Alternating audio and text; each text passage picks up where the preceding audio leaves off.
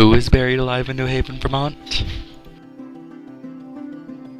What is the story behind Timothy Clark Smith?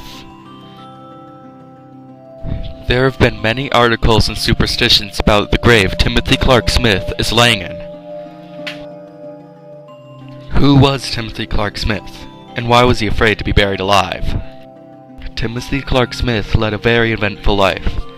He was born in 1821 in the town of Moncton. Throughout his life, obtained his degree as an MD in 1855. He had careers from being a professor, a merchant, a clerk for the Treasury Department, to serving time in the military. Timothy was a surgeon in the Russian War. He managed to survive through the tough times when people were dying everywhere.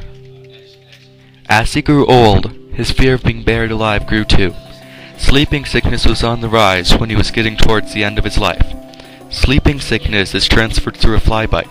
The bite results in the swelling of the brain and causes the victim to sleep uncontrollably, eventually leading into a coma. Timothy wanted to make sure if he got the sickness, he was actually dead and not later to awake from a coma in his casket, buried alive. When Timothy finally died, he laid in the house of Middlebury for a week to make sure he wouldn't awake. Ironically, he died on Halloween, 1893. Timothy was buried in Evergreen Cemetery in New Haven, Vermont. Betty Bell was the groundskeeper for the cemetery for 31 years. She is an expert on anything having to do with the cemetery, and has been interviewed many times about Timothy Clark Smith. This is the window down to Timothy's grave.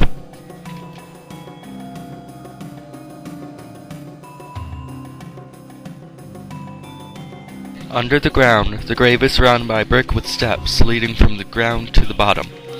Betty Bell said the grave was falling apart once, so they had to replace the brick with cement.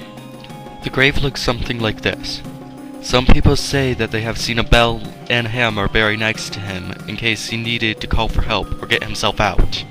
For more information on Timothy Smith, there is an interesting movie called The Grave, made by a Middlebury College student.